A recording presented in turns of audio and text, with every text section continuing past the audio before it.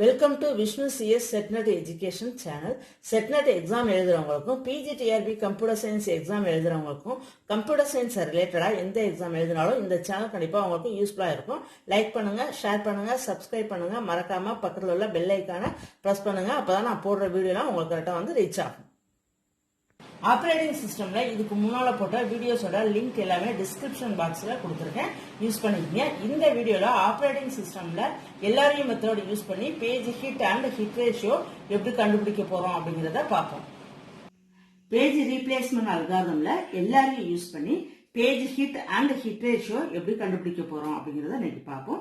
இதுல வந்து கொஸ்டின்ல வந்து ரெஃபரன்ஸ் ஸ்ட்ரிங் வந்து வரிசையா அப்படி கொடுத்திருப்பாங்க. கொடுத்துருக்க ரெஃபரன்ஸ் ஸ்ட்ரிங் எப்போதுமே சிங்கிள் இண்டீஜர் நம்பரா தான் இருக்கும். இந்த நம்பரை இது மாதிரி சின்ன பாக்ஸ்ல இது மாதிரி லைன் போட்டு எழுதிக்கங்க, ரஃபா போட்டுட்டா கூட போதும். அதே மாதிரி ஃப்ரேம்ஸ் கொடுத்துருப்பாங்க, எத்தனை ஃப்ரேம்ஸ் அப்படிங்கறத.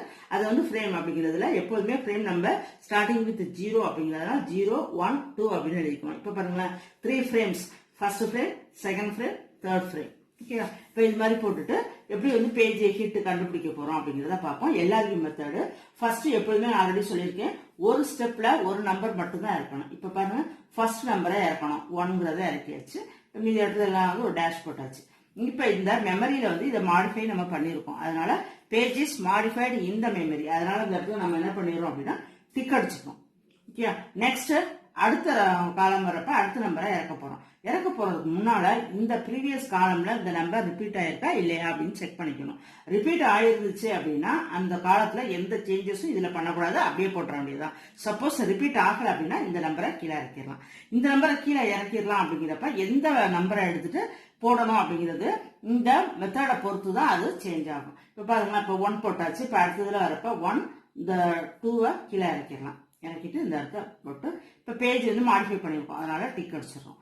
நெக்ஸ்ட் 7 இருக்கணும். 7 இங்க ரிப்பீட் ஆயிருக்கா? ரிப்பீட் ஆகல. அப்ப இந்த இடத்துல மாடிஃபை பண்ணிடலாம். 7 கீழே இறக்கிடலாம். எம்டி ஃப்ரேம்ல 7 இறக்கிட்டு பேஜ் இஸ் மாடிஃபைடு இந்த மெமரி, அதனால டிக் அடிச்சிடறோம். நெக்ஸ்ட் 8 இறக்கணும். 8 வந்து இந்த இடத்துல ரிப்பீட் ஆயிருக்கா இந்த காலம்ல அப்படின்னு செக் பண்ணணும். ரிப்பீட் ஆகல. அப்ப வந்து 8 கீழே இறக்கணும். அப்ப எந்த பிளேஸ்ல இந்த 8 இறக்கணும் அப்படிங்கிறது எதை பொறுத்து மாறும்னா இந்த மெத்தடை பொறுத்து தான் மாறும். இப்ப LRUனா நான் அது லாஸ்ட்லயே சொல்லியிருக்கேன். LRU அப்படின்னா லெஃப்ட்ங்கிறத ஞாபகம் வச்சுக்கோங்க. LRUனா லெஃப்ட், அது மாதிரி ஞாபகம் வச்சுக்கோங்க. இப்ப வந்து பாருங்களேன், இந்த 8 தான் இப்ப மாத்த போறோம் இல்லையா? இதுக்கு முன்னால லெஃப்ட் சைடு 1, 2, 7 3 நம்பர் இருக்கு இல்லையா? 3 நம்பர்லயே டிக் அடிச்சுக்கோங்க. 1, 2, 7 டிக் அடிச்சுக்கோங்க. டிக் அடிச்சுட்டு இந்த லெஃப்ட்ல லாஸ்டா எந்த நம்பர் இருக்கு? இப்ப பாருங்க, 1, 2, 7 இருக்கு. 3லயும் டிக் அடிச்சிருக்கோம். இந்த 3 இங்க இருக்கு, அதனால 3லயும் டிக் அடிச்சிருக்கோம். லெஃப்ட்ல லாஸ்டா எந்த நம்பர் இருக்கு? 1 இருக்கு. அப்ப 1க்கு பதிலா தான் இந்த நம்பரை இறக்கணும். இப்ப பாருங்க, 1க்கு பதிலா இந்த இடத்துல 8 இறக்கியாச்சு. 2, 7 இந்த இடத்துல பேஜ் இஸ் மாடிஃபைட் இந்த மெமரி. நெக்ஸ்ட் 3 இறக்கணும். 3 இறக்குறப்ப என்ன பண்றோம் அப்படின்னா 3 இந்த காலம்ல ரிப்பீட் ஆயிருக்கான்னு பார்க்கணும். இந்த காலம்ல ரிப்பீட் ஆகல. அப்ப எந்த இடத்துல 3 இறக்கணும் அப்படின்னா இந்த இடத்துல தாங்க. இது LRU அப்படிங்கிறதுனால லெஃப்ட் தான் செக் பண்ணணும். பாருங்க, 8, 2, 7 இருக்கு. 8, 2, 7 3 நம்பர் டிக் அடிச்சாச்சு. இந்த சைடு உள்ள நம்பர் உங்களுக்கு கன்ஃபியூஸ் ஆகுதுன்னா அப்படி மறைச்சுக்குங்க. இப்ப பாருங்க, 8, 2, 7 இந்த 3 நம்பர்ல லெஃப்ட் மோஸ்ட் காலம் LRUனா லெஃப்ட்னு பார்த்தோம். இந்த 3 நம்பர்ல லெஃப்ட் மோஸ்ட் லாஸ்ட்ல எந்த காலம் எந்த நம்பர் இருக்கு அப்படின்னா 2 இருக்கு. அப்ப இந்த இடத்துல 2க்கு பதிலா தான் இந்த 3 இறக்க போறோம். இப்ப பாருங்க, 8, 3, 7 இப்ப என்ன பேஜ் இஸ் மாடிஃபைடு இந்த மெமரி, அதனால டிக் அடிச்சிடறோம். நெக்ஸ்ட் என்ன பண்றோம்? 4 இறக்கணும். 4 இந்த காலம்ல ரிப்பீட் ஆயிருக்கான்னு பார்க்கணும். ரிப்பீட் ஆகல. சரி, இப்ப 4 எந்த பிளேஸ்ல இருக்கணும்? அதே மாதிரிதான் 8, 3, 7 இருக்கு. இப்ப பாருங்க, 8, 3, 7 ஓகேவா? இப்ப மீதி நம்பர்லாம் அப்படி மறைச்சுக்குங்க. 8, 3, 7 3 டிக் அடிச்சிருக்கோம். இதுல லெஃப்ட் மோஸ்ட் லாஸ்ட்ல எந்த நம்பர் இருக்கு அப்படின்னா 7 இருக்கு. அப்ப இந்த இடத்துல 7க்கு பதிலா தான் 4 இறக்கணும். பாருங்க, 8, 3, 4 இப்ப பேஜ் மாடிஃபை பண்ணிருக்கோம், அதனால பேஜ் இஸ் மாடிஃபைடு இந்த மெமரி. நெக்ஸ்ட் 2 இறக்க போறோம். 2 வந்து இந்த இடத்துல ரிப்பீட் ஆயிருக்கா அப்படின்னு சொல்லி பார்க்க போறோம். ரிப்பீட் ஆகல. அதனால இப்ப என்ன பண்ணணும்? மாத்தணும். எந்த இடத்துல மாத்தணும் அப்படின்னா இங்க பாருங்க, 8, 3, 4 3 நம்பர் டிக் அடிச்சாச்சு. 8, 3, 4 டிக் அடிச்சாச்சு. இப்படி மறைச்சுக்குங்க. இப்ப லெஃப்ட் மோஸ்ட் லாஸ்ட்ல எந்த நம்பர் இருக்கு? 8 இருக்கு. அப்ப 8க்கு பதிலாக தான் இந்த 2 இறக்க போறோம். 2, 3, 4 பேஜ் இஸ் மாடிஃபைட் இந்த மெமரி. நெக்ஸ்ட் 1 இறக்கணும். 1 வந்து இந்த காலத்துல ரிப்பீட் ஆயிருக்கான்னு பார்க்கணும். ரிப்பீட் ஆகல. சரி, எந்த பிளேஸ்ல இறக்கணும் அப்படின்னா இப்படி மறைச்சுக்குங்க. இங்க பாருங்க, 2 3 4 மூணு நம்பர் டிக் அடிச்சாச்சு. இதுல லெஃப்ட் மோஸ்ட் லாஸ்ட்ல என்ன நம்பர் இருக்கு? 3 இருக்கு. அப்ப இந்த இடத்துல 3க்கு பதிலாக தான் இந்த 1 இறக்க போறோம். 2 1 4 page is modified in the memory. Tick அடிச்சாச்சு. நெக்ஸ்ட் 4 இருக்கணும். ஒரு நம்பரை இறக்கிறதுக்கு முன்னாடி இந்த காலம்ல செக் பண்ணணும். இந்த நம்பர் ரிப்பீட் ஆயிருக்கா? 4ங்கிறது ரிப்பீட் ஆயிருக்கு. அப்ப எந்த சேஞ்சஸுமே பண்ணக்கூடாது. 2 1 4 இப்போ என்ன அப்படின்னா page is not modified in the memory. அதனால இந்த இடத்துல என்ன பண்ணிடுறோம் அப்படின்னா இன்ட்டு போட்டுரும். நெக்ஸ்ட் அதே மாதிரி 2 இந்த இடத்துல செக் பண்றோம். 2 ரிப்பீட் ஆயிருக்கா? ஆமா, ரிப்பீட் ஆயிருக்கு. அதனால இந்த இடத்துல எந்த கரெக்ஷனும் பண்ணக்கூடாது. Page is not modified in the memory. அதனால இதை அப்படியே போட்டுரும். போட்டுட்டு இந்த இடத்துல என்ன பண்ணிடுறோம்? இன்ட்டு போட்டுரும். நெக்ஸ்ட் 5 இருக்கணும். 5 இருக்கிறப்ப அதே மாதிரி தான். இந்த இடத்துல பாருங்க ரிப்பீட் ஆயிருக்கா? ரிப்பீட் ஆகல. இப்போ இது நோட் பண்ணுங்க. 2 இங்க இருக்கு, 1 இங்க இருக்கு, 4 இங்க இருக்கு. மீதி நம்பர்லாம் மறைச்சிருங்க. இந்த 3 நம்பரை மட்டும் பாருங்க. இந்த 3லையும் இந்த டிக் அடிச்சிருக்கிறதுல லெஃப்ட் மோஸ்ட் லாஸ்ட்ல எந்த நம்பர் இருக்கு? 1 இருக்கு. அப்போ 1க்கு பதிலாக தான் இந்த 5 கீழே இருக்கணும். 2 5 4 இப்போ என்ன பேஜ் மாடிஃபை பண்ணிருக்கோம். பேஜ் இஸ் மாடிஃபைட் இந்த மெமரி. டிக் அடிச்சாச்சு. நெக்ஸ்ட் 6 இருக்கணும். 6 இந்த இடத்துல ரிப்பீட் ஆயிருக்கா? ரிப்பீட் ஆகல.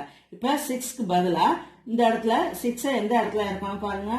2 5 4 மூணு நம்பர் டிக் அடிச்சிட்டோம்.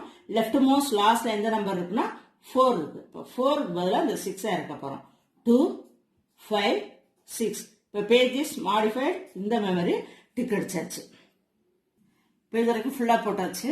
இப்போ இதுல நம்ம முக்கியமான விஷயம் ஒன்று ஞாபகம் வச்சுக்கணும். என்ன அப்படின்னா இந்த இடத்துல ரெஃபரன்ஸ் ஸ்ட்ரிங் கொஸ்டின்ல கொடுத்துருப்பாங்கல்ல, அதை எடுத்து எழுதுறப்ப இந்த நம்பர் மோஸ்ட்லி பார்த்தோம் அப்படின்னா ரிப்பீட் ஆயிருக்கும். இப்போ 2வே பாருங்க எத்தனை டைம் ரிப்பீட் ஆயிருக்கும். இந்த ரிப்பீட் ஆயிருக்க நம்பர் கரெக்டா அந்த ஆர்டர்ல வரிசையா மாறாம எழுதணும். அதே மாதிரி கவுண்ட்டும் கரெக்டா இருக்கணும். இப்போ இந்த நம்பர் கவுண்ட் பண்ணீங்க அப்படின்னா 12 இருக்கும் ரெஃபரன்ஸ் ஸ்ட்ரிங். கரெக்டா இங்க எடுத்து எழுதிட்டு இதே 12 இங்க இருக்கா, அதே மாதிரி ஆர்டர் மாறாம கரெக்டா நம்ம எழுதியிருக்கோமா அப்படின்னு செக் பண்ணிக்கணும். ஒரு நம்பர் மாறினா கூட ஆன்சரே அப்படியே மாறிடும். ஓகே, இப்போ நம்ம ஃபர்ஸ்ட் எப்படி பேஜ் ஃபால்ட் கண்டுபிடிக்கிறது அப்படின்னு பார்ப்போம். பேஜ் ஃபால்ட் அப்படின்னா இந்த இடத்துல page is modified in the memory, அதான் பேஜ் ஃபால்ட்னு சொல்றோம். அதாவது எதெல்லாம் நம்ம டிக் அடிச்சிருக்கோமோ அது எல்லாமே பேஜ் ஃபால்ட். இப்போ டிக் அடிச்சிருக்கிறது மட்டும் கவுண்ட் பண்ணுங்களேன். டிக் அடிச்சிருக்கிறது மட்டும் 10 இருக்கு பேஜ் ஃபால்ட். ஓகேவா, இதை கவுண்ட் பண்ணிக்கோங்க. Next percentage of page fault. அது எப்படி கண்டுபிடிக்கணும் அப்படின்னா இந்த page fault divided by total number of string. கொஸ்டின்ல கொடுத்துருப்பாங்களே அந்த ஸ்ட்ரிங் டோட்டல் கவுண்ட் எவ்வளவு 12.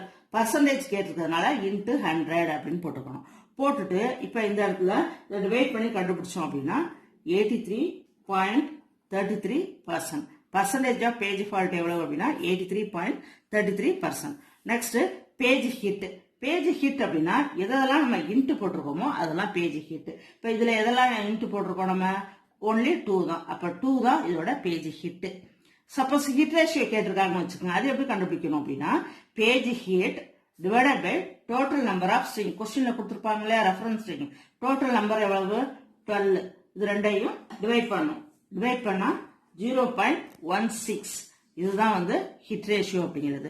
ஒரு கொஸ்டின்ல 4மே கேட்டிருக்க மாட்டாங்க, ஏதாவது 1 தான் கேட்டிருப்பாங்க. சப்போஸ் பேஜ் ஃபால்ட் மட்டும் கேட்டிருந்தாங்க அப்படின்னா இந்த ஸ்டெப்போட ஸ்டாப் பண்ணிடலாம். Suppose percentage of page fault கேட்டிருந்தாங்க அப்படின்னா இந்த ஸ்டெப் போடணும். ஓகேவா, அதே மாதிரி பேஜ் ஹிட் கேட்டிருந்தாங்கன்னா இதெல்லாம் தேவையில்லை, டைரக்டா பேஜ் ஹிட் மட்டும் போடலாம். சப்போஸ் ஹிட் ரேஷியோ கேட்டிருந்தாங்க அப்படின்னா பேஜ் ஹிட் கண்டுபிடிச்சாலும் நம்ம ஹிட் ரேஷியோ போட முடியும். ஓகே, இதுல ஏதாவது 1 தான் கேட்பாங்க. Thank you friends. இந்த வீடியோ உங்களுக்கு பிடிச்சிருந்துச்சுன்னா லைக் பண்ணுங்க, ஷேர் பண்ணுங்க, சப்ஸ்கிரைப் பண்ணுங்க, மறக்காம பக்கத்தில் உள்ள பெல் ஐக்கானை பிரஸ் பண்ணுங்க. தேங்க்யூ.